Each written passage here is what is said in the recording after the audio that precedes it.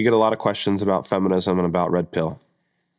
And I think when it comes to ideologies like this, my personal perspective, and I could be wrong, but I think that there's nothing that appeals to a large swath of human beings except that it has some truth in it. Okay, it responds to something going on. That you look at the development of feminism historically, there's no doubt that it's responding to real problems in the West. Okay, women were treated like property. Women were not allowed to own property or inherit or vote or do anything. I mean, that's why we have the tradition of, in Western countries, a woman, when they get married, they change their last name to their husband's name. Because legally, from the Middle Ages in Europe, you were not even a legal person. You were the property of your father, and then you became the property of your husband. To the point where in some places, if somebody's wife committed a crime, the husband would get punished.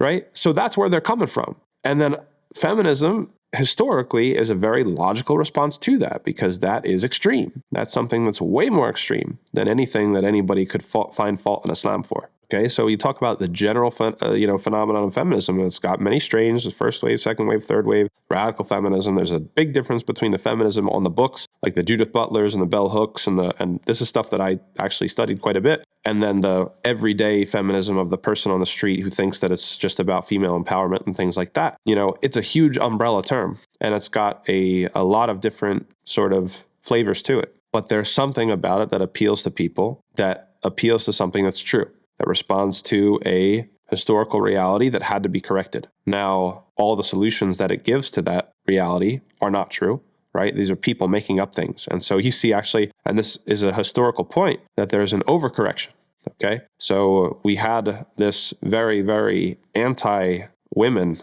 sort of thing in Western society, and then feminism came, and now it's an overcorrection in a lot of ways. And again, if we're talking about the books and the theorists and the people who are sort of setting sort of the pace for where the movement is going, talking about the types of feminists that are attempting to deconstruct gender entirely, right? To deconstruct the family entirely, right? And this is beyond the scope of this video to get into an academic discussion, but these are things that are on the books with, again, people like Judith Butler and Simone de Beauvoir and Bell Hooks, and their sort of plan for how they were going to supposedly get some sort of justice or something in this world. It's ridiculous, honestly. Like, they went way overboard, and it's all man-made, right? It's not divine revelation. It's not guidance. And so, of course, they were going to get things horribly wrong. So then if we have another response to that, red pill, then we can say the same thing. There's something about red pill that addresses something that's true. And there's something about it there's something really, really important going on about the resentment that men feel, and the ways, and there's lots of academic literature about how men have been sort of pushed out when it comes to the neoliberal capitalist economy, and how, women make better employees because maybe they're more willing to accept or put up with certain stuff from their bosses, and,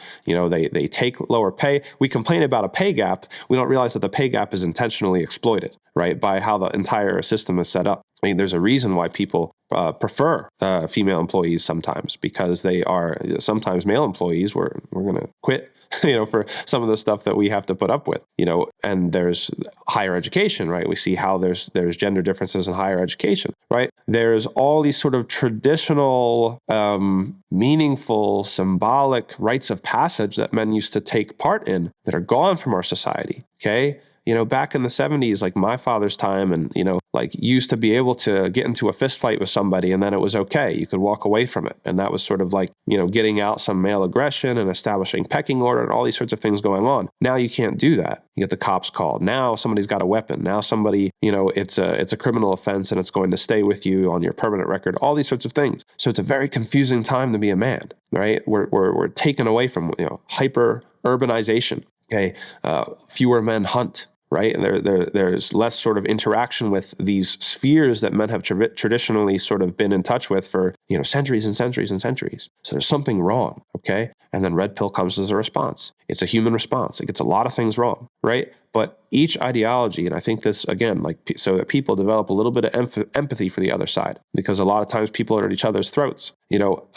Most ideologies like this, they don't take hold unless there's something that is significantly wrong going on that is true, right? That touches people, that's meaningful to people. So our question is, how does Islam address all of these issues in a more balanced way and in a way that's sourced in divine guidance, right? Because Islam has within it the solutions for the things that feminism tried to fix but screwed up. And Islam has within it solutions for the things that Red Pill tries to address but is getting horribly wrong, right? And so we believe in divine guidance over human guidance any day of the week, right? We believe that the paradigms and the instructions are there in Islam, sent by Allah subhanahu wa ta'ala, communicated through the messengers, preserved throughout time, then just people on YouTube talking or people writing books in the academy, theorizing about this and that and the third. There can't be an equation between the two. So the question can't ever be, is Islam feminist? Or what does Islam say about Red Pill, with the assumption that Red Pill is okay and that Islam needs to be measured, right? No. We measure feminism and Red Pill according to Islam,